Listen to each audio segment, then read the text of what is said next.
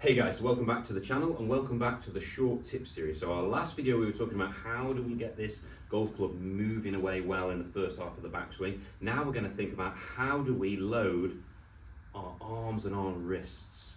How do we create leverage and good angles in our arms and our wrists in terms of how our right arm is folding, how our wrists are hinging, and let's get a nice little simple feeling for loading that leverage in the arms and the wrists. So imagine I was waiting for a baseball to be thrown at me. How would I want my arms and my wrists to stand with that baseball bat? I'd want to be here, because now I'm in a position where I could release that bat with a lot of momentum and force. So what have I had to do in order to get my arms from here to here? I've had to rotate them. My left shoulder is having to rotate this way in its socket, which makes my left shoulder, my left arm rotate inwards in this direction. My right arm has had to fold and also rotate in the opposite direction.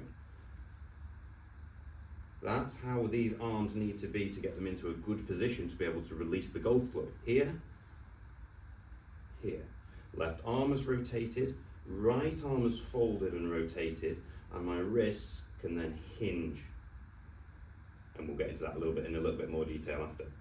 So this is the feeling that we want. This is the key feeling in golf. How is this left arm and right arm rotating and folding? So if I was waiting for the baseball bat now, I could release that really easily. Now look, let's put that into a golf swing. Take away. Now load.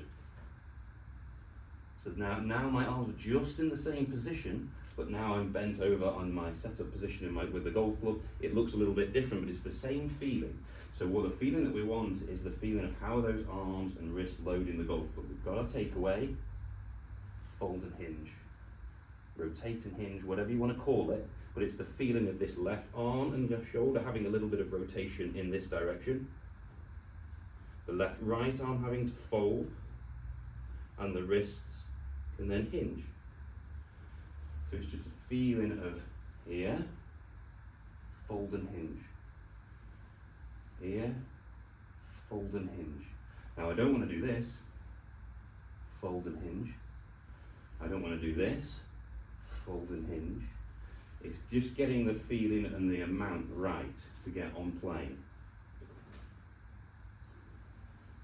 But that's what we're having to do to load these arms and shoulders. The best way of thinking about this is baseball. Just get the golf club, stand up tall, and then make a bit of a curl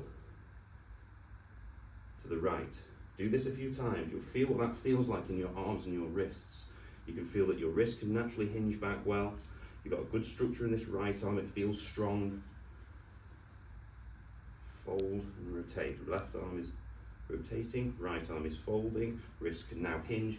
Now we've got our leverage. So it'd be a great exercise to do that. Get into your posture, stand up tall, get the feeling of baseball arms, lean over, turn the shoulders, and you won't be far off.